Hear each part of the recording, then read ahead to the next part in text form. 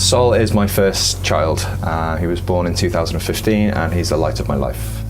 It was a normal healthy pregnancy, but we think that during the forceps delivery that the forceps crushed the artery in his left arm. Sadly, by the time he was taken to a specialist unit in Alderhay, it was too late, so he had to lose the arm.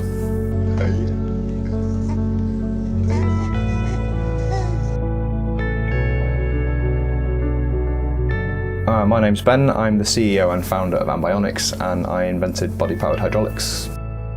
So I started on my phone from the hospital researching amputation, amputees, prosthetics, and I noticed immediately there was a pattern of rejection in children who didn't receive a prosthetic or a functioning prosthetic early enough, and that just inspired me. And I just remember thinking that's not going to be my Sol. I started to play around with the idea of prosthetics, basic ones, when Sol was 5 weeks of age, and that's just unheard of.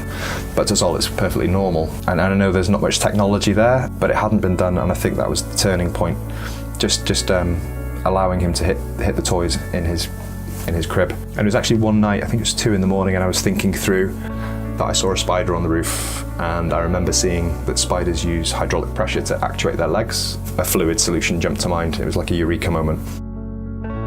I printed these, which are PVA soluble casts. If you can see the fluid that I'm going to fill with, which would be polyurethane. So print them in that position, and then there's a cavity inside which is filled with liquid polyurethane, which is very cheap and incredibly strong. And 8 hours later, after you've chucked it in water, it can produce this. The idea being that it'll go under the arm.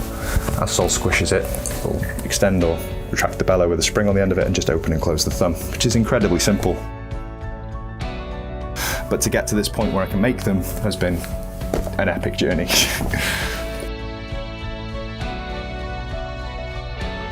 And in January, I met up with Paul Soey, who is an Autodesk product designer, and he showed me how he designs prosthetic sockets. I can now create sockets that fit perfectly. So from receiving a scan now from a child anywhere in the world, I can model a socket in about 20 minutes to 40 minutes, depending on, because every child's different and every shape is different, but I'm getting faster and getting better. I want to keep affordable arms available to families who are perhaps around the world don't have access to a prosthetist. And I didn't realise how in South America it's 13 years and there's just nothing available. And so I would like to be able to set up Ambionics in every continent. When I see Sol using his passive, non-functional arm, and I see him using it intuitively, I can just lean down and scratch his leg with it. So I thought, even if this all stops now, I think I've managed to bridge that gap. I wanted to show the world is that this wasn't just something that I'm working on with my son, that I could quite easily help other children.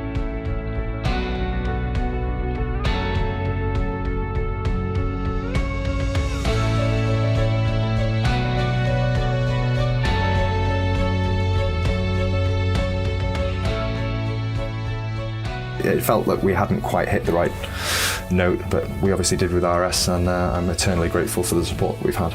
Bought a couple of 3D printers. Didn't think filament was be as expensive as it was, particularly some of this, the PVA, for example. It's specialist stuff. The rest is history. I received 15 kilograms of filament, which is enough to do the entire beta trial and most of my prototyping.